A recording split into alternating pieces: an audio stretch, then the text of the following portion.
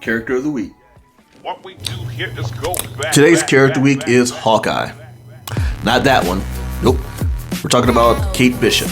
Actually, she's the third person to take the mantle of the Hawkeye name, but we'll get into that later.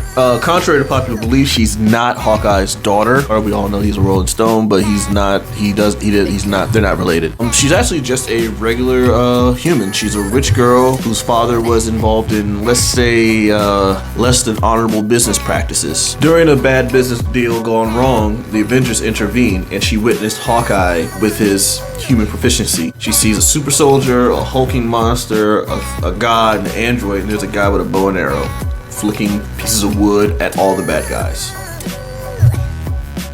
She was inspired by him. She figured, wow, this guy be a regular human doing all this stuff. Maybe I can. Something like that. But she caused attention. She was a big fan of his. Fast forward to a tragic event that happened to her in a park when she was attacked. Decided to take up like a lot of martial arts, self-defense, the best fighting classes that money could buy. Also took up weapons training, including the bow and arrow. Fast forward to her sister's wedding and the Young Avengers. We'll get into them later. Just pretty much like second-tier Junior League Avengers that had not an affiliation with Avengers at all. Because, well, you know. The Young Avengers tried to intervene and they ended up being overwhelmed. They were rescued by Kate Bishop, who decided to intervene on her behalf and save them. That kind of got their attention and impressed them. Some missions later, I think in the Avengers Mansion somehow, she ended up donning like a mixture of Mockingbird, who was Hawkeye's partner at the time. So a mixture of Hawkeye and Mockingbird's costume. They kind of made fun of her for a bit, but she proved her value on the team when she actually took up the mantle of Hawkeye. During this time, Hawkeye was perceived dead. He might have been actually dead and then came back to life because comics. And then instead of taking up Hawkeye or letting people know he's alive, he decided to don the name Ronin. And he was just a guy with a samurai sword, and it was just a really cheap version of Night Thrasher. And then they had a run-in with each other, and he thought that she was like somehow insulting him. Told her her story, and he realized that she was honoring the name Hawkeye. The whole mass reveal, hey, it's me.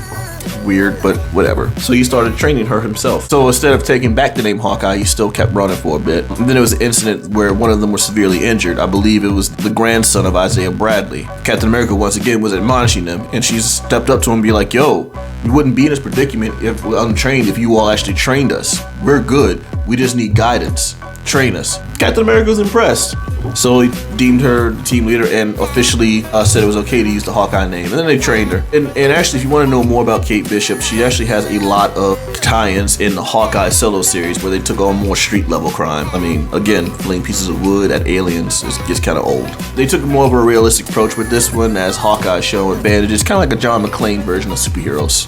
She's proficient in, like I said, in several forms of hand-to-hand combat. She might have a little bit of Taskmaster's ability to adapt and mimic things.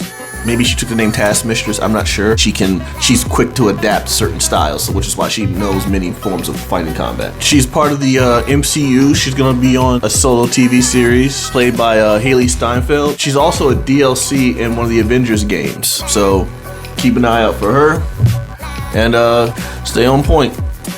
Alright, back to you guys. Like, share, subscribe.